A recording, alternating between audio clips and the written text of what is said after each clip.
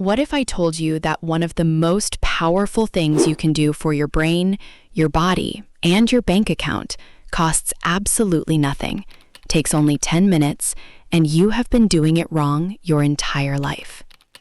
Not a supplement, not a gym membership, not a morning routine with 14 steps, just walking.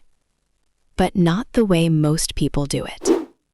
In this video, I am going to show you exactly what happens to your body and your brain when you walk every single day for 30 days. And I promise by the end of this video, you are going to look at a simple 10-minute walk completely differently. Stay with me because the result at day 30 is something most people never expect. Here is something most people never think about. Your body was designed to move. Not to sit in a chair for 8 hours staring at a screen, not to lie in bed scrolling until 2 a.m., not to drive everywhere and walk nowhere. The average American today walks less than 4,000 steps per day. 100 years ago, that number was closer to 15,000. And in that gap between 4,000 and 15,000 steps lives an enormous amount of your energy, your focus, your mood, and yes, even your ability to make good financial decisions. Because here is the thing nobody connects. When your body is sedentary, your brain pays the price first. Brain fog, low motivation, poor decision-making, emotional eating, impulse spending, staying stuck in jobs or situations that are not serving you. It all starts with how much you move. And the fix is so simple, it feels almost insulting. Day 1 to day 7, the first week. When you start walking every day, the first thing that changes is not your body. It is your nervous system. Within the first few days of daily walking, your body begins producing more BDNF. That stands for brain-derived neurotrophic factor. Think of it as fertilizer for your brain cells. It literally helps your brain grow new connections. Better memory, faster thinking, clearer decisions. By day 3, most people report sleeping slightly better. Not dramatically, but the edge of your sleep quality sharpens. You fall asleep a little faster. You wake up feeling slightly less like you were hit by a truck. By day 5, your cortisol levels begin to regulate. Cortisol is your stress hormone. When it is chronically high, which it is for most people in their 20s, dealing with work, school, and money stress, you feel wired and tired at the same time. Walking is one of the most effective natural ways to bring cortisol back down to a healthy level. And by day 7, something interesting happens. You start to actually want to go for your walk. Not because you forced yourself, but because your brain has started associating the movement with feeling better. That is the habit loop beginning to form. Day 8 to day 14, the second week. By week 2, the physical changes start becoming noticeable. Your resting heart rate begins to drop slightly. Your cardiovascular system is becoming more efficient. Your lungs are moving air better. And if you are walking at a brisk pace, which means fast enough that you can still hold a conversation, but you can feel your heart working, you are burning more calories than you probably think. A 150-pound person walking briskly for 30 minutes burns approximately 150 calories. Do that every day for a week, and you have burned more than 1,000 extra calories just by walking. But the more interesting change in week 2 is what happens to your mood. Walking triggers the release of endorphins, serotonin, and dopamine. These are your brain's feel-good chemicals. And unlike the fake dopamine hits you get from scrolling your phone or eating junk food, this dopamine actually stays. It does not spike and crash. It creates a baseline elevation in your mood that carries through your entire day. People in week 2 of daily walking consistently report feeling more optimistic, more motivated, more willing to do the hard things they have been avoiding. And here is the wealth connection. Motivation and optimism are not just feelings. They directly affect your behavior. When you feel better, you make better decisions. You are less likely to impulse spend, more likely to work on that side project, more likely to cook at home instead of ordering out, more likely to have the difficult conversation at work that leads to a raise. Your body and your bank account are not separate systems. They run on the same energy. Day 15 to day 21, the third week. By week 3, you are building something more powerful than a habit. You are building an identity. This is the point where people stop thinking of themselves as someone who walks and start thinking of themselves as a person who moves. That shift sounds small. It is not. Identity-based habits are the most powerful kind.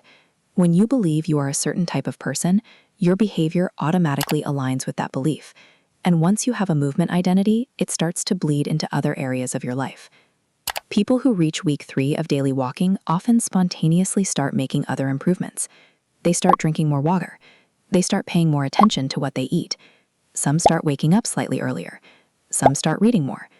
Not because they plan to, but because movement creates momentum, and momentum is not limited to one area of your life.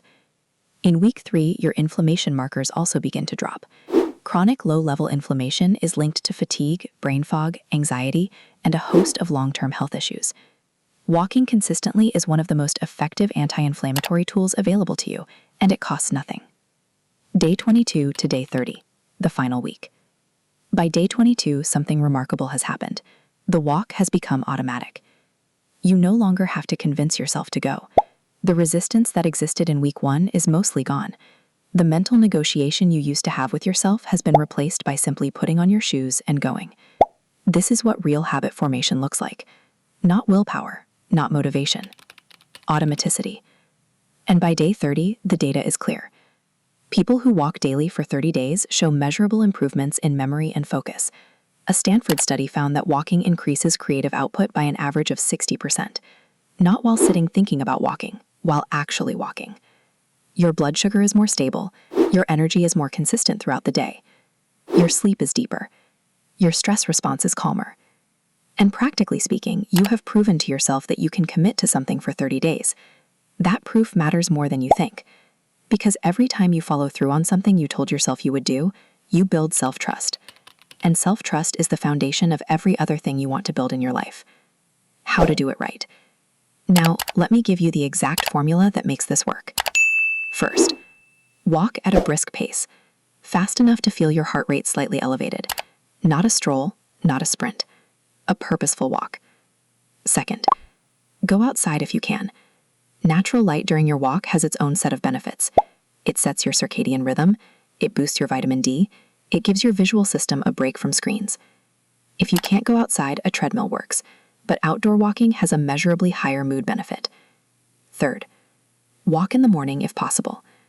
Morning walks set your energy and focus for the entire day. They also lock your body clock into a healthy rhythm, which improves your sleep at night. If morning is not possible, any time of day works. Consistency beats timing every time. Fourth, leave your phone in your pocket or at home.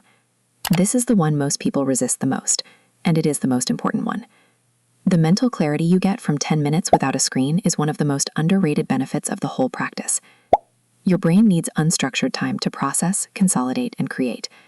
Walking without a screen gives it that. Fifth, start with 10 minutes, not 30, not an hour. 10 minutes. The research is clear that even 10 minutes of brisk daily walking produces significant measurable benefits. Starting small means you will actually start, and starting is the only thing that matters. The compound effect. Here is what most people miss when they think about walking. 10 minutes a day sounds small. It is 70 minutes a week. It is 280 minutes a month. It is more than 56 hours a year. 56 hours a year of movement that costs nothing. 56 hours of BDNF production. 56 hours of cortisol regulation. 56 hours of dopamine and serotonin. 56 hours of creative thinking and problem solving happening in your brain while your body moves. That is not a small thing. That is a massive thing disguised as a small thing. And that is exactly how the best habits work. They look insignificant on any single day, but over months and years they compound into a completely different version of you. The same way $1 saved every day looks meaningless on day 1 and transformative on day 365. The same way reading 10 pages a day looks like nothing until you have read 30 books in a year. Small, consistent actions done every day are not the slow path. They are the only path that actually works. So here's your challenge. Tomorrow morning, before you check your phone, before you open your laptop, before you do anything else, Put on your shoes and walk for 10 minutes. Just 10 minutes. Outside if you can. No phone if you can manage it. Do that every day for 30 days and come back here and tell me what changed. I genuinely want to know. Drop your result in the comments below. Even if you are on day 1, drop a comment right now that says day 1 started.